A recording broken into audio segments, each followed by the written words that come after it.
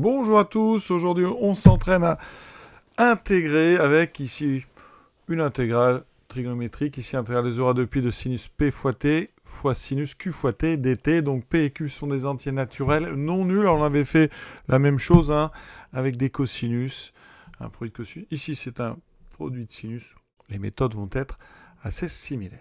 La première chose qu'il faut bien savoir faire, c'est transformer des produits de cosinus, sinus, sinus, etc. en somme pour pouvoir intégrer facilement. Donc, il faut connaître ces formules. Pour ça, bien, vous pouvez les retrouver si vous voulez. Alors, pour les sinus, quand on a sinus, sinus ou cosinus, cosinus, c'est les formules d'addition du cosinus. Donc, il faut cos a plus b et il vous faut cos a moins b. Celle-là, il faut les connaître par cœur. Quand c'est le cosinus, on a cos a cos b, le produit des deux cosinus. D'ailleurs, dans les deux formules, ça commence exactement de la même façon. Pour le plus, on va mettre un moins. Le cosinus, il est comme ça. Sinus A, sinus B. Et là, vous avez un plus. Donc, vous voyez que quand on en connaît une, on connaît l'autre. Voilà. Et si vous les ajoutez toutes les deux, qu'est-ce qui se passe? Les sinus disparaissent. Vous avez un produit de cosinus. Si vous les retranchez, vous aurez donc la somme des sinus A, sinus B, et vous aurez deux fois la somme. Donc ici, regardez bien, quand je fais la ligne 2 moins la ligne 1, j'obtiens donc sinus A, sinus B, plus sinus A, sinus B, donc deux fois sinus A, sinus B, avec cos A, cos B, ici moins cos A, cos B, les deux cosinus disparaissent. Il me reste donc ici, à gauche, cos A moins B, moins cos A plus B, et comme de l'autre côté, j'avais eu 2 sinus A, sinus B, je mets donc ici 1 demi. Donc c'est donc 1 demi de la cos A moins B moins cos A plus B. Je répète, au ralenti, on fait L2 moins l'1. Donc vous aurez cos A moins B moins cos A plus B qui va être égal à, ici, sinus A, sinus B fois 2. Important de savoir redémontrer, vous voyez, parce qu'il y a des moins, des plus, donc on peut très vite se tromper. Donc moi, je les redémontre à chaque fois, ça va très vite. Donc, on va s'en servir. Il y a une autre façon de faire avec les complexes. Les formules d'Euler donc, me disent que EIA moins E moins IA sur 2I, c'est sinus A. Pareil pour sinus B. En développant, donc, on aura donc ici 2 fois 2, 4, I carré moins 1, donc moins 1 quart. Ensuite, à l'intérieur, on aura donc EI A plus B. Ça, c'est le premier produit. Ensuite, on a le moins et le moins, ça fera plus E moins I A plus B. Je vous laisse vérifier. Ensuite, on aura les produits croisés, donc EIA, donc sera moins EI A moins B, et vous aurez moins E moins I A moins B. Et on réutilise les formules d'Euler une deuxième fois, mais dans l'autre sens. C'est-à-dire qu'ici, eh bien, cette somme de 2i, c'est, eh bien, vous voyez, c'est 2 fois le cosinus de A plus B. Cette fois-ci, on est passé sur le cosinus moins, et ici, 2 fois le cosinus de A moins B. Très, très rusé, vous voyez, comme ça, on retrouve exactement. Alors, attention, il y a un moins là. Donc, quand vous développez, vous aurez plus 1 demi de cos A moins B, moins 1 demi de cos A plus B. On retrouve la formule que j'ai énoncée précédemment. Et là, ça veut dire que mon intégrale, elle vaut donc celle-ci.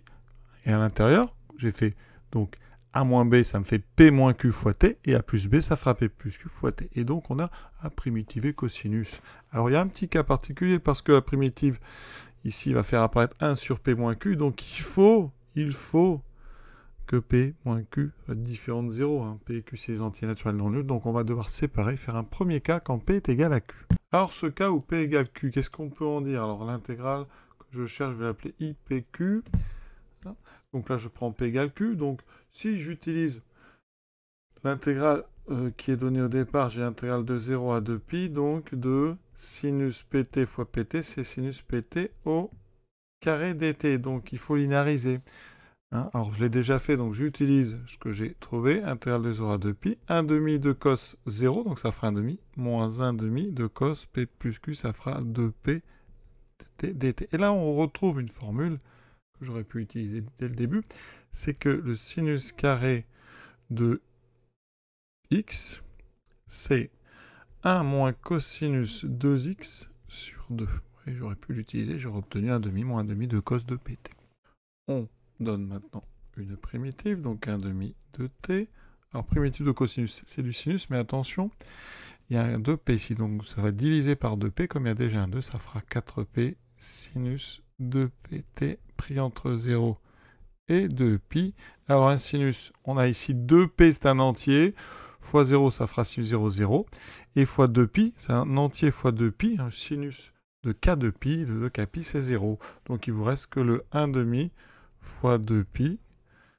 Il vous reste donc une intégrale égale à pi. Donc voici pour ce premier cas. Donc si p égale q, l'intégrale vaut pi. Deuxième cas, si p est différent de q. Dans ces cas-là, eh bien, je peux donner une primitive. Ça fera 1 sur 2. Primitive de cosinus, c'est encore sinus. Donc ça fera sinus p moins q de t. Ici, j'aurai un facteur p moins q dénominateur qui n'est pas nul. Donc je peux l'écrire. Alors la deuxième partie, donc moins 1 sur 2 fois donc p plus q qui est aussi non nul, puisque p et q sont des entiers naturels non nuls. Et j'aurai du sinus p plus q de t. Et tout ça pris entre 0 et 2pi. Mais dans tous les cas, vous voyez, j'ai encore un sinus avec un entier fois 2pi. Là, cette fois-ci, ça fera toujours 0, donc l'intégrale vaut 0. Donc il n'y a que deux cas. Soit l'intégrale vaut pi, soit si p est différent de q, l'intégrale vaut 0. Pour aller vérifier ça sur GeoGebra, je trace la courbe. Ici, je peux faire varier p et q. Vous voyez, quand p et q sont égaux à 1, mon intégrale ici, elle est annoncée égale à 1. Si je change la valeur de q, vous voyez que l'intégrale vaut 0. Alors, évidemment, la courbe oscille très vite. Il y a une courbe de fonction. Si par contre ici je remets p et q égaux à 6, vous voyez, l'intégrale ici, eh bien, elle est bien annoncée à peu près à pi. Alors vous voyez que quand p égale q, on a une courbe qui est vraiment assez régulière. Une intégrale égale à pi. Donc c'est pareil partout. Si p et q sont différents, vous voyez, il y a des hauts. Et la partie d'air qui est au-dessus de l'axe a la même aire que celle qui est en dessous. Donc on a une intégrale qui est nulle. Mais c'est pas évident à voir. Vous voyez, le calcul, lui, ne le prouve.